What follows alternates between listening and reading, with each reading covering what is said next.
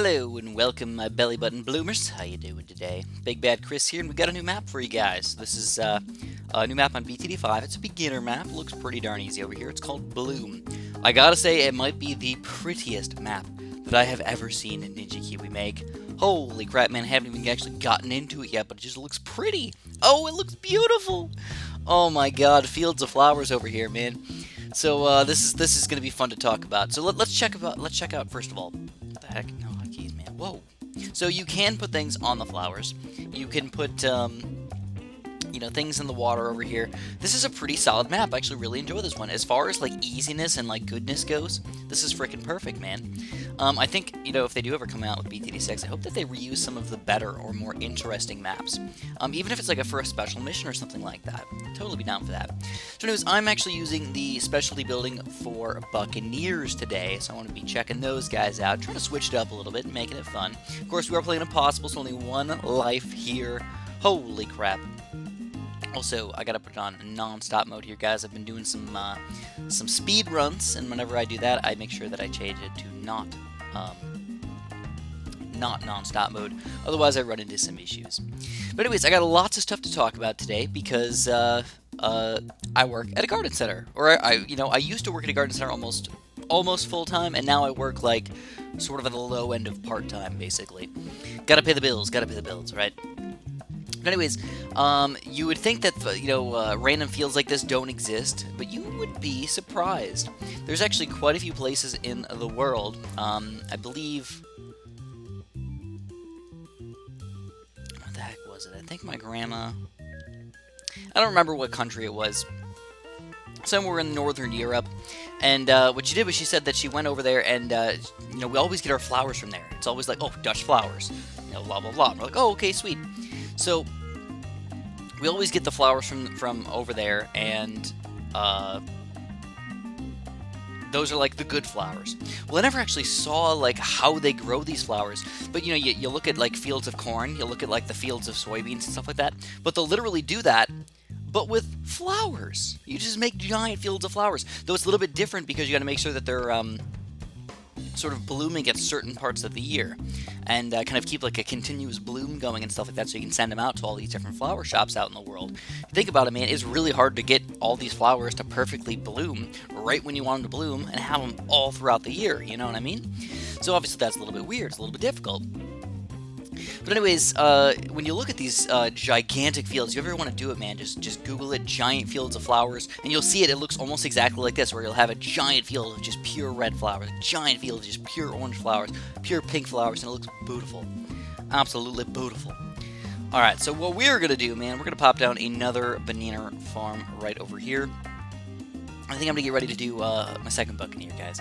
I don't feel like stretching myself too thin here and just losing the game on round 12 or 15 or something like that in just a stupid way. And don't get me wrong, these Buccaneers are freaking boss, dude. I'm loving it right now. He is strong. He's cheaper. He shoots faster. He's got the extra firebolt on his dart over here, which I don't really know exactly what that does. I think it just makes it so instead of going through like 3 or 4 balloons, it goes through like 6 balloons or something like that. So it's helpful.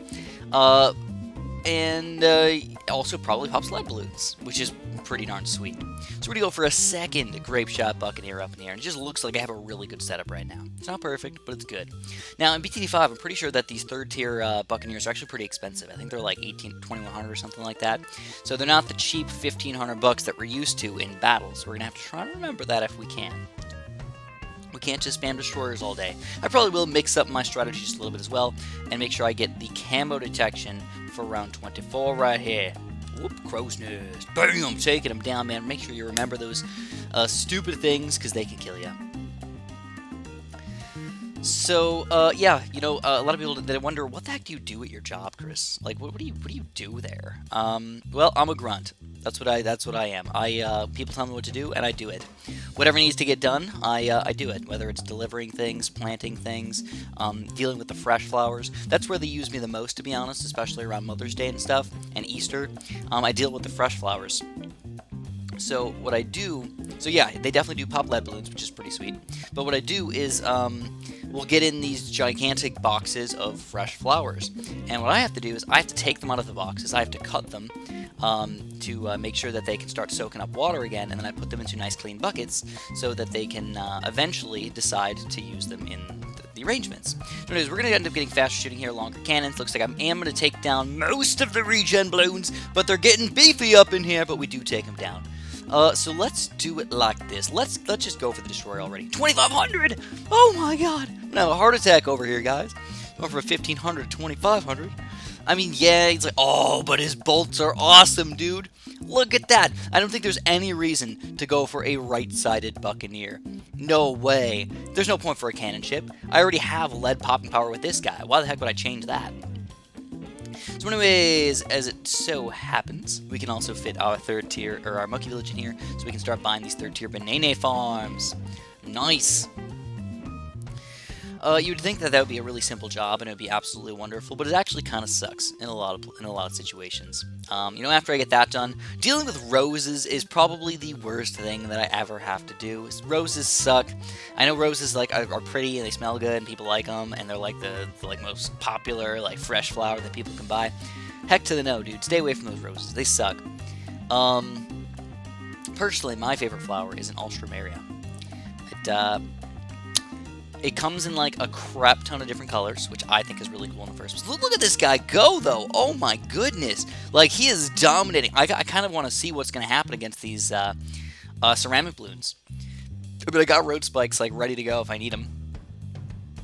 Around 39. Maybe we'll do a quick spike factory in the back here just to make sure that if anything crazy happens, man, we got this stuff covered. So around 39, you know what? He is starting to lose some he's starting to lose some lives over here, so I don't think he can take down the ceramics, so we're gonna start trying to get the destroyer here if we can. Looks like, oh man, he took down all the ceramics by himself. Freaking ridiculous. Absolutely ridiculous here, guys. So I believe with those two guys right there, I think I can defend all the way up to probably including the Moab. Beyond that, though, I'm a little afraid. So we'll probably get a 4th tier banana farm and then start switching into some really nice defenses after that. Some super monkeys, some dartling guns, some Apache dart ships, some specters, the works. But here we go against these slightly bigger rushes. Starting to get a little tricky. If this was on a tough map, I think that those destroyers probably would not be doing quite as well as they are right now. So we get a 4-2 right there.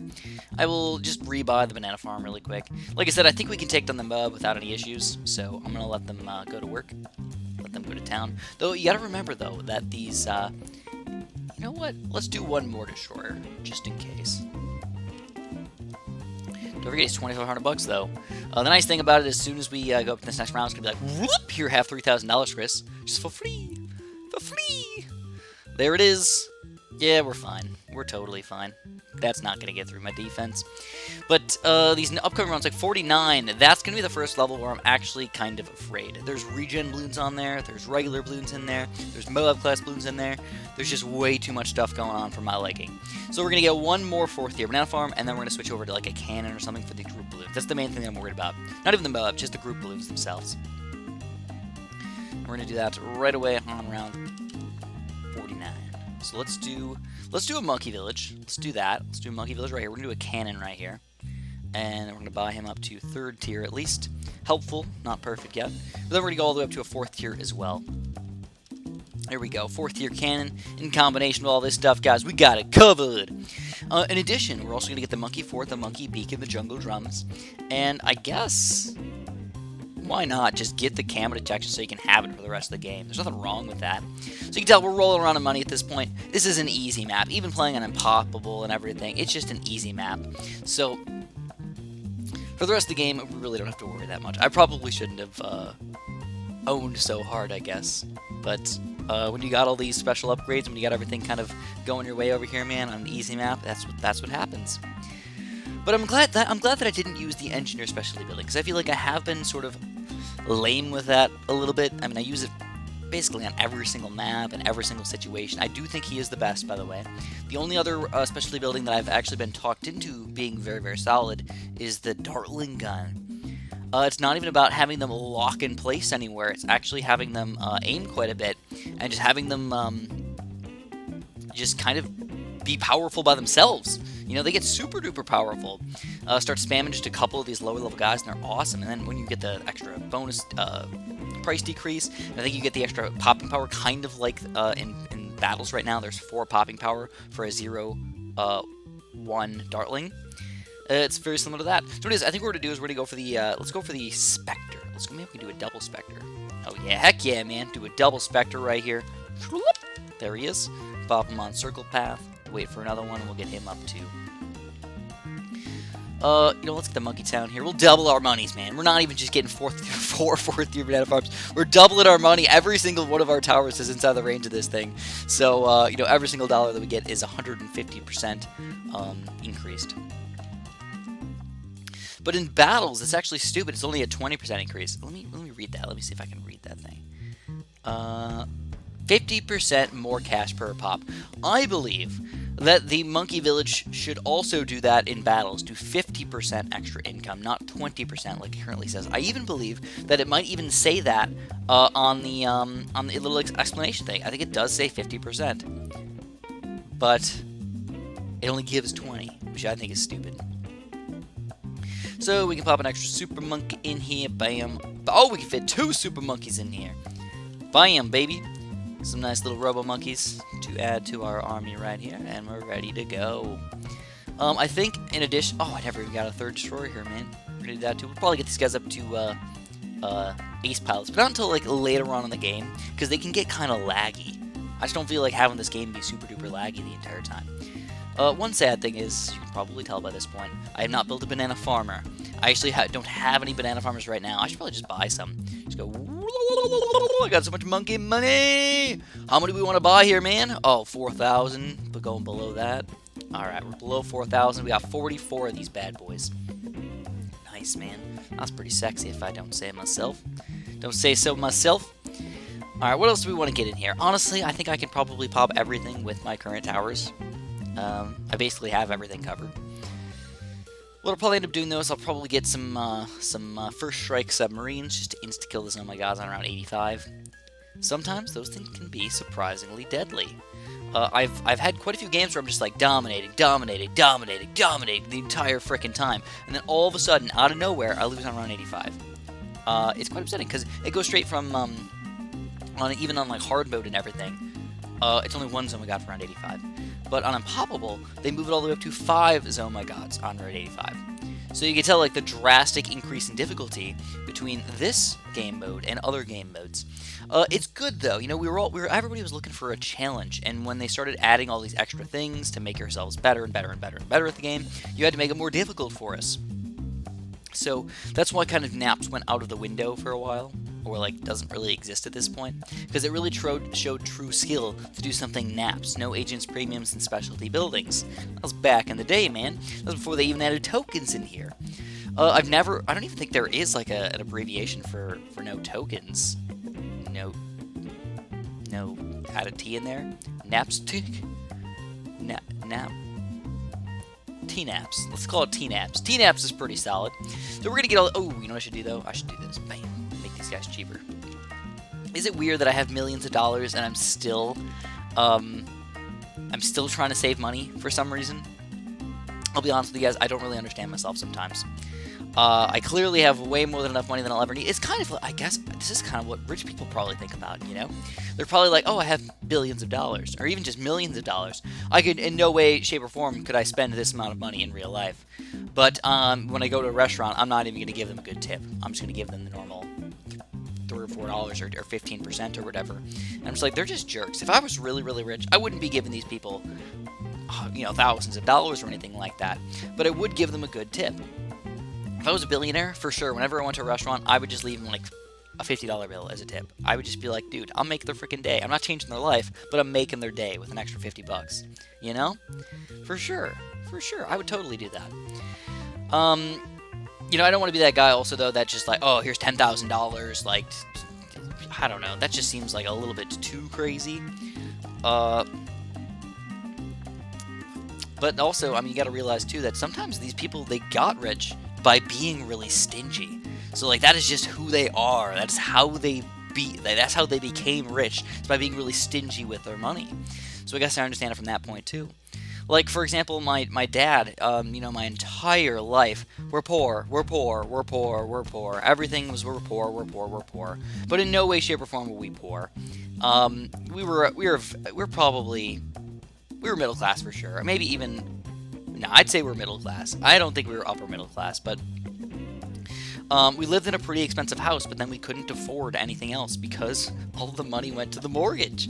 My entire life it was just like, well, can't afford this. And you guys probably know this. I'm pretty sure that the reason why I didn't have the internet my entire life until I was 17 years old, which is crazy, I might add, was because my dad was really cheap and didn't want to buy the internet. I still believe that to this day.